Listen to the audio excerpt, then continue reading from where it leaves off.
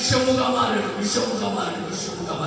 పాపము శరీరముగా మారుకున్న నన్ను నా దేవుడు ఒక అవకాశం ఇచ్చాడు. పాత నిబంధన గ్రంథంలో దహన బలి ద్వారా ఒక విడుదల కలగడానికి ఒక అవకాశం. ఇప్పుడు చేతుల మీద ఉంచిన రోగాన్ని, పాపాన్ని ఒప్పుకున్న వెంటనే ఈ నా పాపం ప్రతి అవయవంలోకి చేరిపోయింది. ఆ అవయవాన్ని కీళ్ళుగా ఇంచి అంతరంలో కొన్ని భాగాలు తీసి దహన బలి మీద అడ్డు చేత కాలిపోవాలి. ఇదేమైనా పాపం చేసిందా? పాపం చేసిన ఎవరు? మనమే. మనం చేసిన పాపానికి ఈ గొర్రె కాల్చబడతా ఉంది, విరగొట్టబడతా ఉంది, నరకబడతా ఉంది, నలిగిపోతా ఉంది. ఇంత చేసిన, ఇంత చూసిన వాడు మరలా పాపం చేయగలరా? ఒప్పుకోండి. నీవు ఒకవేళ మందలోకి వెళ్ళిన తొలుచులు లేకపోయినా దేవుడు అర్పణ అర్పించడు. దాని కుండిలో తీసుకుని వస్తున్న సమయంలో లోపము కలిగితే తీసుకొని రాడు. దాని లోపములు ఏదైనా సరే ఎవడైనా కానీ ఇప్పుడు వచ్చింది పాపం ఒప్పుకోండి. సవాల్ మీరు చేసిన పాపం ఒప్పుకోండి. నాగల సవాల్ పాపం ఒప్పుకున్నాం, ఏం చేసిన మొత్తం సమస్య చెప్తావా? ఎప్పుడైనా చెప్పి మొత్తం చెప్పాలి. మోసం చేసావా, టక్కలు చేసావా, అబద్ధం మాట్లాడావా, తిట్టావా, విచారించావా, దొంగలించావా, ఎవరినైనా చూడనాటావా, అసూయపడ్డావా, పగపడ్డావా, ఎవరి మీద ఎక్కడ మొత్తం అని చెప్పగలవా? 10 మందిలో ఒప్పుకోవాలి. ఆనాటి అన్నమైతే అలాగైతే పాపం అవుతుంది. అలా అన్నీ చేసి ఈ బలహీనతనంతా పోగొట్టుకుని, ఈ కీళ్ళు విరగొట్టుకుని కాలిపోయేది వ్యక్తి చూడాలి. పాపం చేసిన వాడు చూసిన తర్వాత ప్రాణం పోకున్నప్పుడు ఈ బలే నీ వైపు చూసి కన్నీళ్ళు పెడుతున్నట. నన్ను ఎందుకు చంపుతున్నావు? నేనే పాపం చేశాను, చంపుతున్నాను. నీ పాపానికి నేను బలి కావాలా? నాలో ఉన్న నిర్దేశం, నాలో పాపం లేదు కదా. నీ కొరకు నేను ఎందుకు చావాలి కదా? నీ కొరకు నేను ఎందుకు చావాలి అని ఈ గొర్రె కళ్ళ నేను పెడుతుందని దుర్మార్గపు దుష్ట పనులు చేసిన నీ కొరకు నా గొర్రె చావాలి. ఆ రోజున నా ప్రభువు నివృత్తి కావాలి అంటే దీన్ని కీళ్ళుగా ఇంచి అగ్నితో కాల్స్తే కానీ నీ పాపం అప్పుడే నీ పాపం పోతుంది తెలిసినప్పుడు వెళ్తా ఉంటే మనకి కనబడుతుందట. అయ్యో, నా పాపము ద్వారా ఎంత భయంకరంగా చనిపోయింది. అది ప్రాణం పోతున్న వైపు చూసి కన్నీళ్ళు పెట్టింది, ఏడ్చింది. నేనేం చేయాలి? అయ్యో, నేనెంత పాపం చేశానని. వాడు మళ్ళా కన్నీళ్ళు రాల్చిన వాడైతే ఇక మీద పాపంలోనికి రాడు. వచ్చిన వాడు మళ్ళా ప్రత్యక్ష గుడారంలోనికి తొలుచులు తేవాలా, తొలుచులు తీసుకోవాలా, నిర్దోషమైన తీసుకురావాలా, ప్రాణానికి పరమెప్పుడు మళ్ళా క్షమత తీసుకురావాలా. మళ్ళా మనకు తెలిసిన పాపం మననే కదా. నువ్వు గొర్రె పట్టుకుని వచ్చావు, మళ్ళా తీసుకుని వచ్చావే, ఇతరులకి తగబడిపోయావు పాపంలోకి. దైవజనుడు హెచ్చరిస్తాడు, దైవజనుడు ఖండిస్తాడు, దైవజనుడు బుద్ధి చెప్తాడు. ఇది ధర్మశాస్త్ర నీతి. ఒక వ్యక్తి పాపం ఒప్పుకోవాలంటే నేర్చుకోవచ్చు. హల్లెలూయా, హల్లెలూయా, హల్లెలూయా. ప్రీతిని నమ్ముకున్న ప్రియుడు కదా, నువ్వు ఏ పాపం చేశావు ఆ పాపాలని ఒప్పుకుంటే తప్ప విడుదల కావు. నేను ఒప్పుకోను, నేను చేసింది నేను అసలు ఒప్పుకోను అన్నవనుకో, నీ పాపం నీ గుండెల్లో నుండి నీ కుటుంబాన్ని నిన్ను తగలబెట్టి నాశనం చేయగలవే. నా యేసయ్య ఎదుట నీ ఒప్పుకోగలిగితే 8:1 క్రీస్తు యేసునందు ఉన్న వాడికి ఏ శిక్ష అనేది లేదా. చప్పట్లు కొడదాం, చప్పట్లు కొడదాం, దగ్గరగా చప్పట్లు కొడదాం.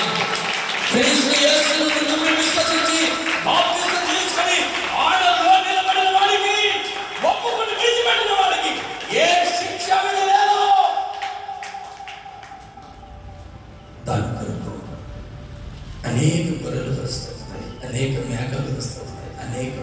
పశువులు వస్తుంది. ప్రభు చూచాడు, రే వీరు ఎన్ని పశువులు చంపినా, ఎన్ని మేకలు చంపిన, గొర్రెలు నరికినా కూడా ఒక్కడు పాపంలో నుంచి విడుదల పొందలేకపోతున్నాడు రా. ఎందుకు కాళ్ళు విరగొడతారు తెలుసా?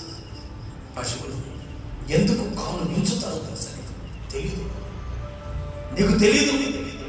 అలిగి కూడా తెలుసు, ఎముకలు ఎంచడం, కీళ్ళు ఎంచడం తెలియదు, నరములు ఎంచడం తెలియదు. అది నీకు తెలియదు. అర్థం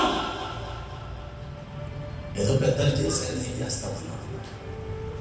అందుకు తిరగొడతాడు. కీళ్ళు ఎంచుతో కానీ వాడి పాపం పోదండి, వాడి పాపం పోదండి. ఈరోజున దేవుడి ప్రియులారా, దహన బలి అర్పించాలి. అలాగ చేస్తే యేసయ్య, నా యేసయ్య, నీ నా పాపముల కొరకు, ఇదిగో లోక పాపములు మోసుకొని పోవు దేవుని గొర్రెపిల్ల, ఆయన చెప్పులు వారు నేను విప్పుటకు నేను పాత్రుడగా అంటున్నాడు యోహాను. బాప్తిజం ఇచ్చి యోహాను ఆయన చెప్పులు పట్టుకోవడానికి కూడా యోగ్యులుగా నేను. ఎందుకయ్యా? ఆయన లోక పాపాలు మోసుకొని పోవడానికి వచ్చాడు లోకంలోనికి. మనందరి పాపాలు పోయడానికి నా ప్రభు అద్భుతాలు చేసి, ఆశ్చర్యకార్యాలు చేసి, ఎన్నెన్నో ఆశ్చర్యకార్యాలు చేస్తే ఆ యేసు ప్రభువును ఇస్కరియోతు పట్టించినప్పుడు ఆయన గెలిచిన తోడులో ప్రార్థన చేస్తూ ఉంటే రాను మనందరూ తీసుకుని వెళ్ళి గబ్బాత స్థలంలో నా ప్రభును పిలాతు దగ్గర నిలబెడితే, కోర్టు దగ్గర నిలబెడితే, యేసయ్య పిలాతు రాజు అన్నాడు, ఈయనను ఏ దోషము కనబడలేదు, ఈయనలో ఏ దోషము కనబడలేదు, ఈయన నేను వదిలివేస్తూ ఉన్నాను. బలి అర్పించింది ఎలా ఉండాలి? దోషము లేనిదై ఉండాలి.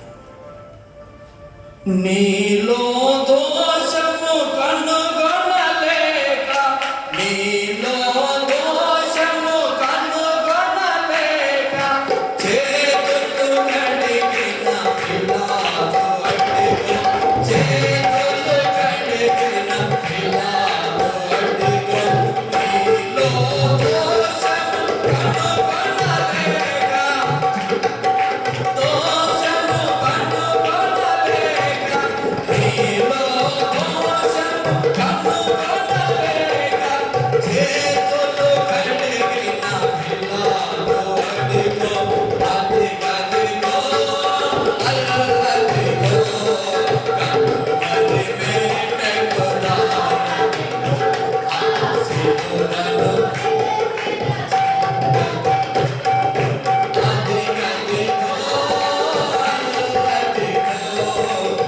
కనుమరి మేటకు రానిగో, ప్రభువును వేసిన సిలువని అదిగదిగో.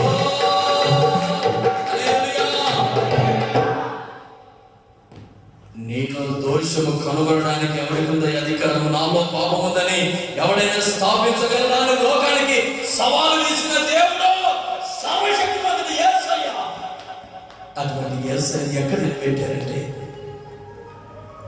పిలాతు రాజు దగ్గర నిలబెడితే ఆయన అన్నాడు, అయ్యా ఒక మాట చెప్పు యేసయ్య, నేను విడిపిస్తాను.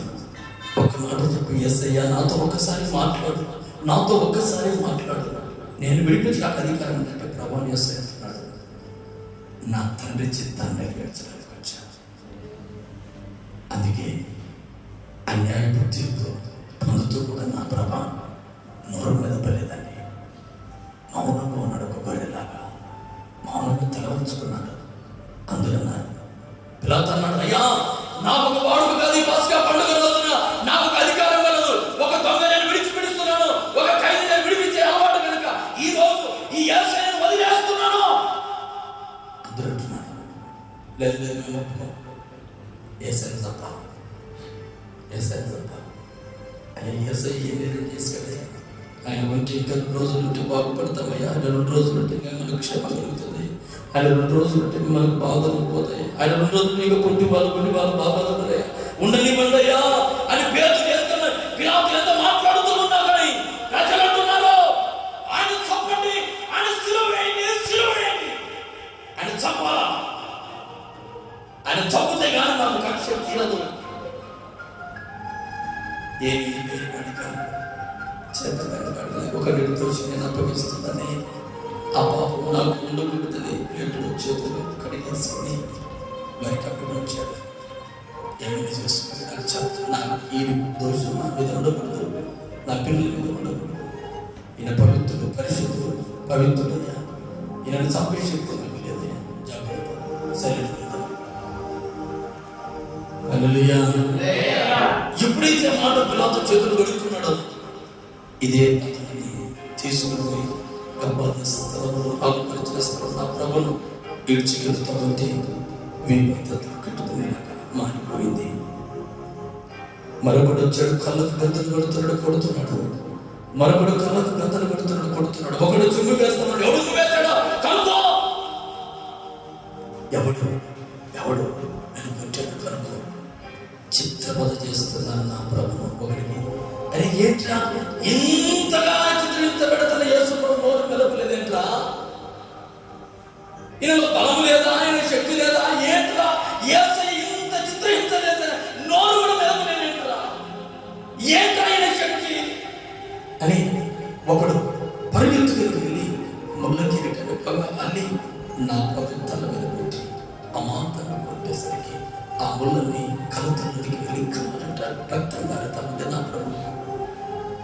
నా ప్రభు కళ్ళంట రక్తం కారుతా ఉంది. నా ప్రభు కళ్ళంట రక్తం కారుతా ఉంది. అయినా కూడా నా ప్రభు నోరు మెదపలేదు. బొచ్చు కత్తిరించు వాడి ఎదుట మేకపిల్ల ఎలాగైతే గొర్రెపిల్ల ఎలాగా మౌనంగా ఉంటుందో, ఇదిగో ఈ పాపమని నేను చావాలంటే నేను నోరు మెదపకూడదు, ఆ గొర్రెలాగా నోరు మెదపకూడదు. నేను అది నా చిత్తమై ఉన్నది, నా తండ్రి చిత్తమై ఉన్నది. నా తండ్రి చిత్తాన్ని నెరవేర్చడానికి నేను వచ్చాను. ఈ లోకంలో పాపం పోవడానికి నేను పాపముక్తగా మారాలి, మారాలి, మారాలి, మారాలి, మారాలి. యేసయ్యా నా తండ్రి, నేను స్తోత్రం, నీ చిత్తాన్ని నెరవేరుస్తానయ్యా అని ముళ్ళకీట పెట్టాడు. భయంకరంగా కొట్టాడు. నా ప్రభుని చేతగా ఇదిగో యేసయ్య మీద సిలువ మోపండి, సిలువ మోపండి, సిలువ మీద మోపిన నా ప్రభును సిలువ ఎత్తుకుని వస్తాను. సిలువ భారాన్ని మోస్తూ ఉన్నాడు నా ప్రభు. సిలువ భారాన్ని మోస్తూ, సిలువ భారాన్ని మోస్తూ ముమ్మారు నిలబడ్డాడు. ముమ్మారు నా ప్రభు నిలబడ్డాడు. సిలువ పైలేక మూర్ఛ, సిలువ మోయలేక మూర్ఛ చెందగా కోటి తిట్టినారా. సిలువ మోయలేక మూర్ఛ చెందగా కోటి తిట్టినారా.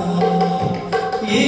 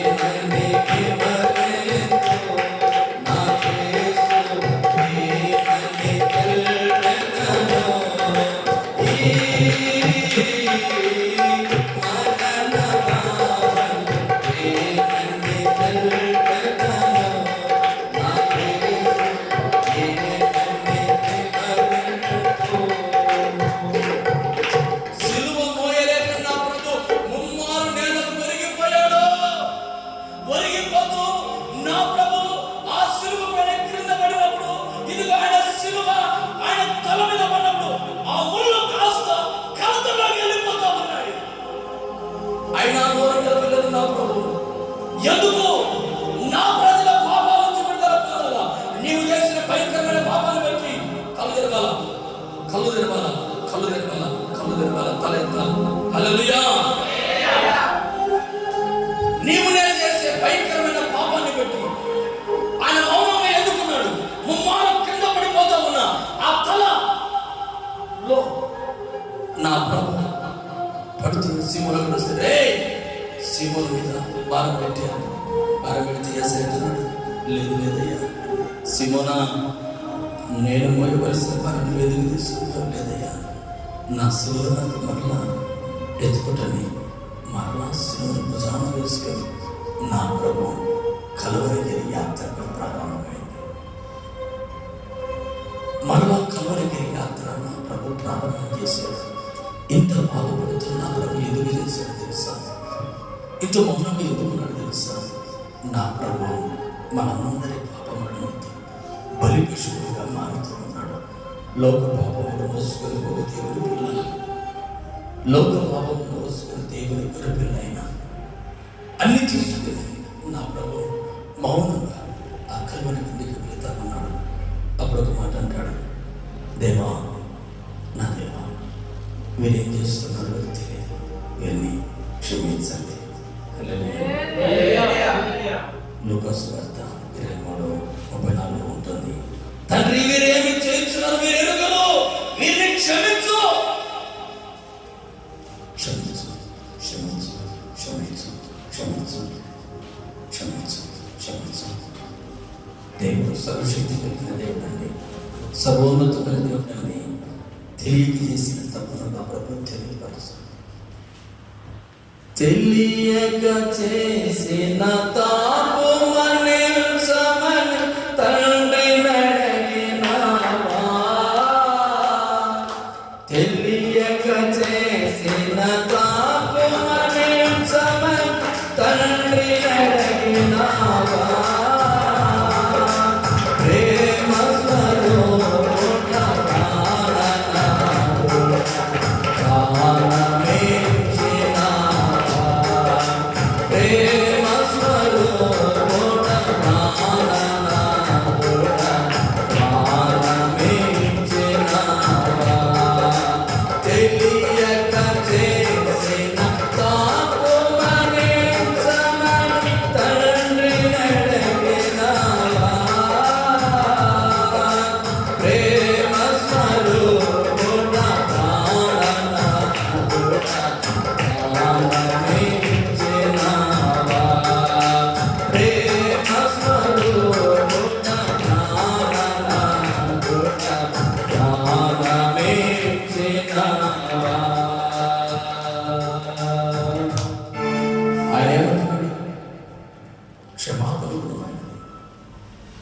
ఈ రోజున క్షమాపణ లేక, క్షమించే గుణం లేక వాడు నన్ను తిట్టాడు, వీడు నన్ను తిట్టాడు, వీడు నన్ను కొట్టాడు, వాడు నన్ను కొట్టాడు.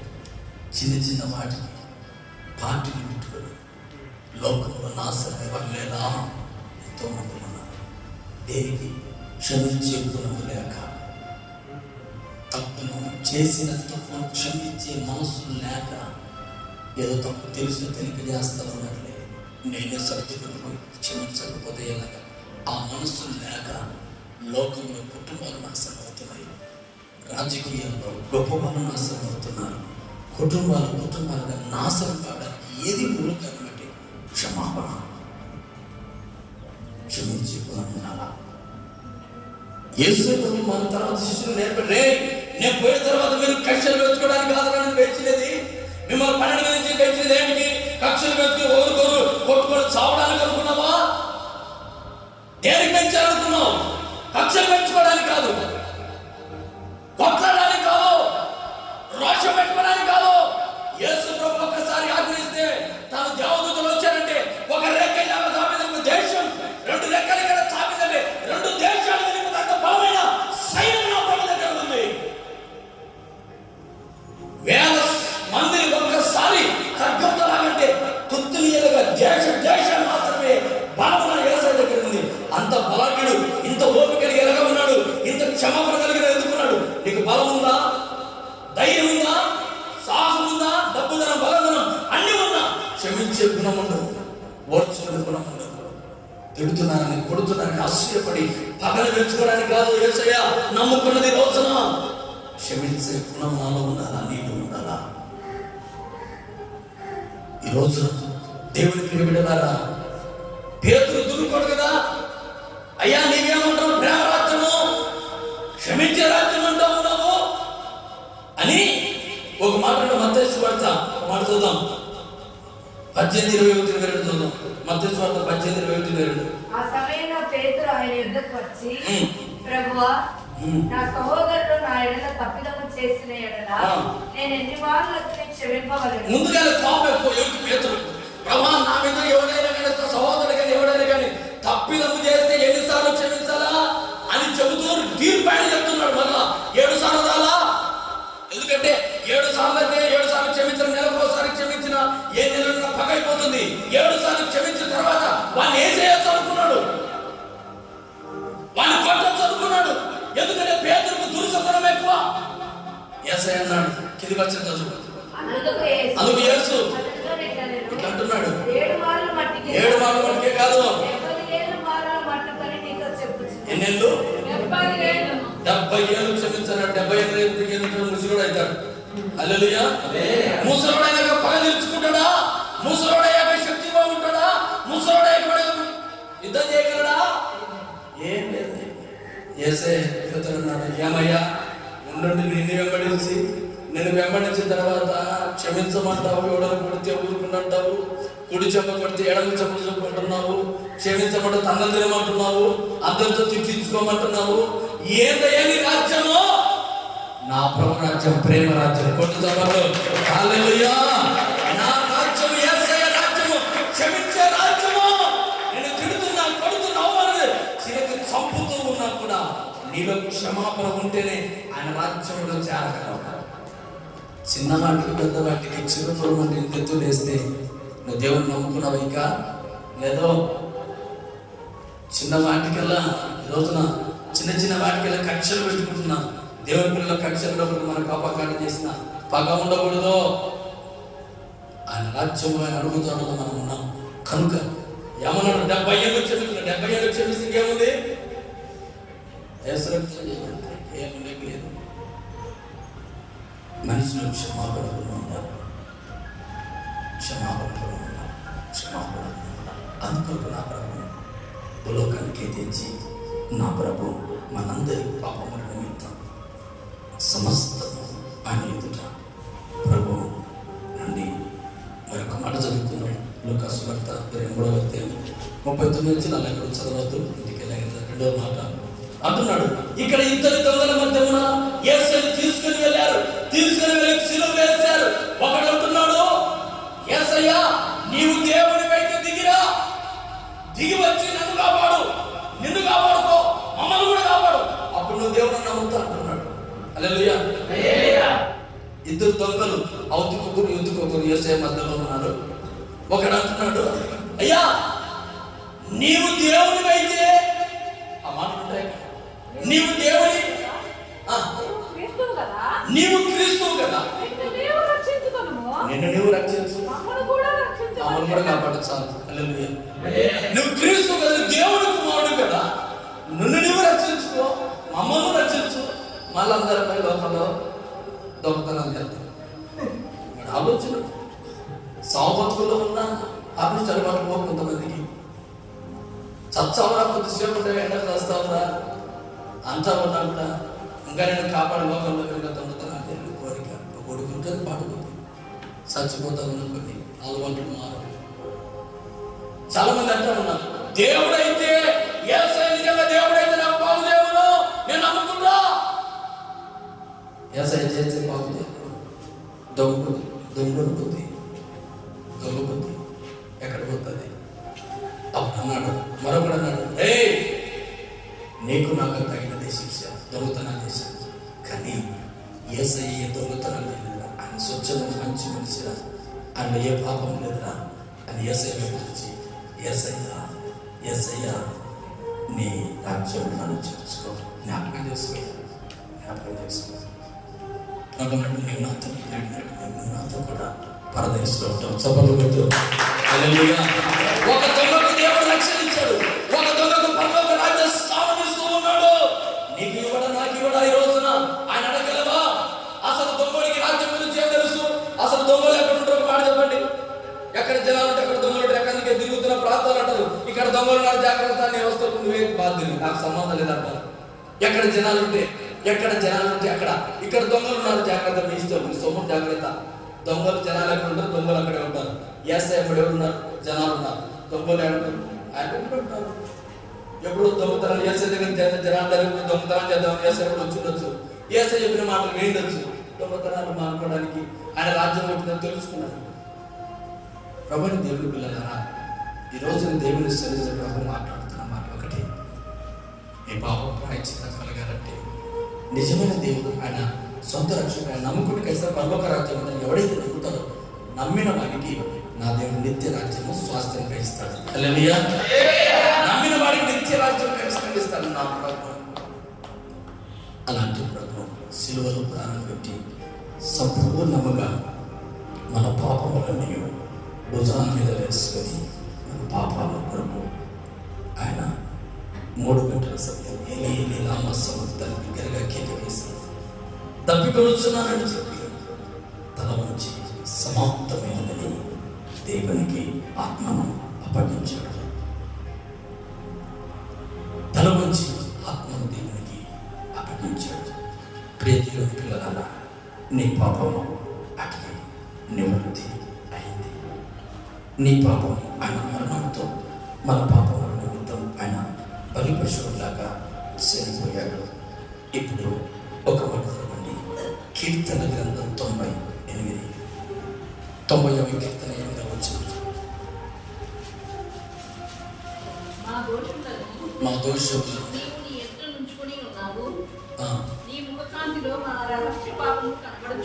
ఇప్పుడు మన పాపాలు ఎక్కడికి వెళ్ళాయి? మన దోషం, మన పాపం ఎక్కడికి వెళ్ళింది? ఓ మాట, మన పాపాలు ఎక్కడికి వెళ్ళాయి? ఆయన ఎదుటికి వెళ్ళాయి. హల్లెలూయా. మన పాపములన్నీ ఇప్పుడు ఎక్కడున్నాయి? యేసయ్య ఎదుట ఉన్నాయి. యెషయా గ్రంథం 38:17. యెషయా గ్రంథం 38:17 చదవండి. 38వ యెషయా గ్రంథం 17వ వచనం. నాకు నెమ్మది కలుగుటకు కారణమాయను నీ ప్రేమ చేత నా ప్రాణమును నాశనమున కోత నుండి విడిపించితివి. నీ వీపు వెనక తట్టు నా పాపములన్నీ నీవు పారవేసితివి. ఆయన వీపు వెనక ఆయన పాపాలన్నీ ఎక్కడి? హల్లెలూయా. హల్లెలూయా. యేసయ్య వీపు వెనక్కి తన పాపములను వెనక్కి పారేస్తాడు. శిలువ మీద మోసాడు ఆయన. ఇప్పుడు వెనక్కి పారేస్తే పాపాలు ఎక్కడున్నాయి? ఉన్నాయి లేదా? వెనకలున్నాయి. ఆయన మొదట ఉన్న పాపం ఎక్కడికి వెళ్ళి ఆయన వెనక్కి ఉన్నాయి. ఇప్పుడు ఎక్కడికి వెళ్ళే ఉన్నాయా? ఉన్నాయి. ఇంకా అక్కడ వెనక్కి ఉన్నాయి. కీర్తన 103వ కీర్తన 12వ వచనం. ఎవరికి? 103వ కీర్తన 12వ వచనం. పడమటికి తూర్పు ఎంత దూరమో ఆయన మన అతిక్రమాలను దూరం పారేశాడు. ఇప్పుడు ఆయన ఎదుటికి మనం వెళ్ళే పాపాలను భుజాలు వేసుకుని వెనక్కి వేసుకున్న పాపము ఇంకా నిలిచి ఉంది. అక్కడ నుంచి ఉన్న పాపము ఏమని? అయ్యా, ఇప్పుడు ఈ ఖర్చు ఇక్కడ పారేశారు. ఇక్కడ ఉంది కదా? ఇప్పుడు యేసయ్య ఏమన్నాడు? వెనక్కున్న పాపము ఇదిగో తూర్పుకు పడవలకి ఎంత దూరం, అంత దూరం విసిరేస్తే పాపములు ఎక్కడ ఉన్నాయి? తూర్పు పడవ అవతల పోయి పడ్డాయి. అక్కడైనా ఉన్నాయి లేదా? ఉన్నాయి.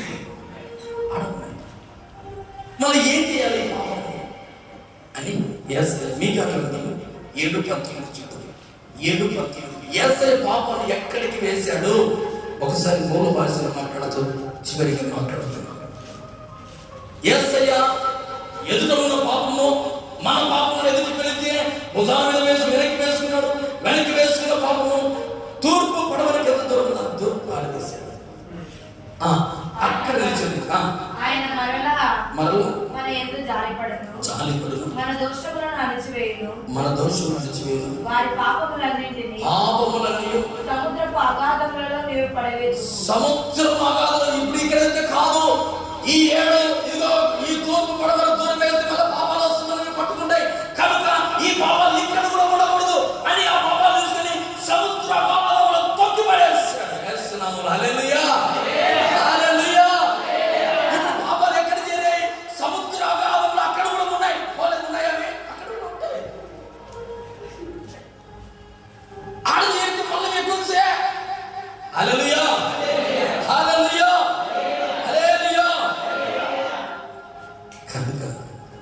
అగాధ సముద్రం పాపం. యెషయా 44:22 చూద్దాం. చివరికి మాట్లాడుకుని యెషయా 44:22 మంచు విడిపోవునట్లుగా ఆ. నేను నీ అతిక్రమములను ఆ. మబ్బు తొలగునట్లుగా మబ్బు తొలగునట్లు నీ పాపములను తుడిచివేసి ఉన్నాను. ఏమంట ఇక వీళ్ళ పాపాలే కనిపించకూడదు. పలక మీద పాపంతో రాసామండి. రాసిన తర్వాత పాపాలను ఏం చేసినాడు? పిల్లవాడు తుడిచేసినాడు. అక్షరాలు కనపడతాయా? యేసు రక్తం నీ నా పాపములు అలాగే ఉంటే యేసు రక్తం దేవి రోజున నీ పాపములని నా ప్రభు తుడిచివేయను గాక. అగాధ స్థలములో ఉన్న అగాధ జలములో పడవేసిన పాపములను నా ప్రభు సమూలముగా తుడిచివేసినాడు నా ప్రభు. నేను ఇక్కడ ఆలు రాశాను. ఆలు రాస్తే ఆలు రాసినోనికి తొలగితే ఇక్కడ ఏ అక్షరం రాసినా తెలుసుకుంటే నాకు తప్ప ఎవరికైనా తెలుస్తుంది. ఇప్పుడు యేసయ్య ఎక్కడ ఉన్నాయి? మన పాపాలను తుడిచేస్తున్నాడు. ఇప్పుడు దామోదరం చేసిన పాపం ఉంది. యేసయ్య నేను తుడిచేసినాను. నేను చదివిన పలానా పాపం చేసిన దామోదర, నేనేం చేసినాను పలానా పాపం, ఈ పాపం పలకలో రోజులు ఒకటి తుడిచేసినాను.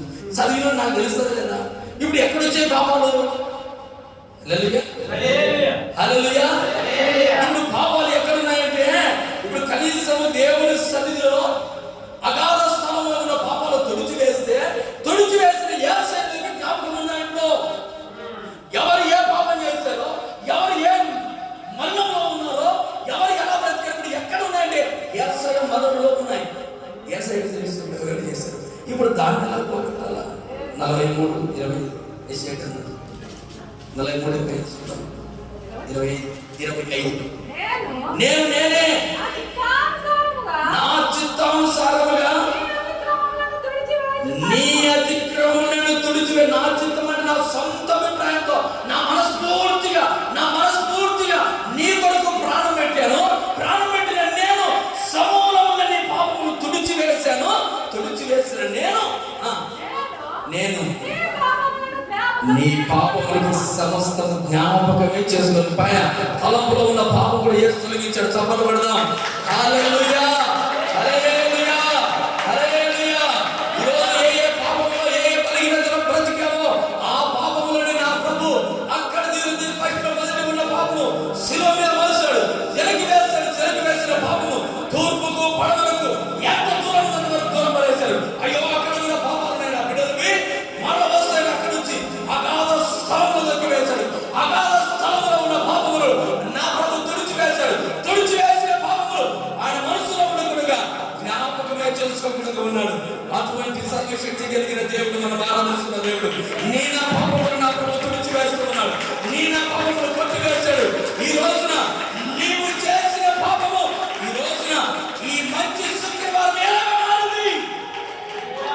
మంచి శుక్రవారం, శుభ శుక్రవారం, గుడ్ ఫ్రైడే, మంచి శుక్రవారం ఎందుకైంది? నీ పాపములు భూలోకములో ఎక్కడ లేకుండా నా ప్రభు తుడిచివేస్తూ ఉన్నాడు. నీ పాపము నీ భర్త జ్ఞాపకం చేసుకుంటున్నాడా? నీ భర్త పాపం నీ జ్ఞాపకము నీ భార్య చేసుకుంటూ ఉందా? నీ పాపములు ఇక నీ వారు జ్ఞాపకం చేసుకుంటున్నారా? నా ప్రభు అంటున్నాడు, ఎక్కడ ఉండకుండా నేను తుడిచివేస్తాను. ఎప్పుడు ప్రభా? నాలో నిలిచి ఉన్నప్పుడు, నా సన్నిధిలో ఉన్నప్పుడు ప్రియ దేవుని పిల్లలారా, నా ప్రభు తలంపులు లేనివి నీ తలంపులోనికి రాకూడదు. ఈ సమయమందు నా ప్రభు ప్రేమ కలిగిన దేవుడు, దయావాత్సల్యం కలిగిన దేవుడు కనుక అందరూ మోకరిద్దాం. ఈ సమయమందు అందరూ మోకరిద్దాం. దయావాత్సల్యం కలిగిన యేసయ్యా,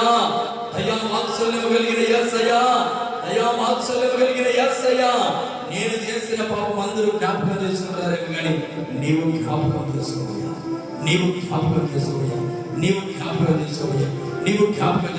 అందరూ మోకరిద్దాం. ఈ గుడ్ ఫ్రైడే మోకరించలేని వారు లేచి నిలబడదాం. మోకరించలేని శక్తి లేని వారు లేచి నిలబడదు. పురుషులు లేవాలి, లేచి నిలబడి త్వరగా మోకాలు నిలబడాలి లేదా లేచి నిలబడాలి. ప్రభు పరిశుద్ధాత్మదేవానికి స్తోత్రం. ఈ రోజున నా పాపములు తూర్పుకు పడమరకు ఎంత దూరముగా పడవేసిన దేవా, అగాధ స్థలములు తొక్కివేసిన దేవా, నాతో తుడిచివేసిన దేవా, జ్ఞాపకము చేసుకునే దేవా నీకు స్తోత్రమని ప్రభుని ఆరాధించు. స్తోత్రమయ్యా. స్తోత్రమయ్యా, స్తోత్రమయ్యా, స్తోత్రమయ్యా.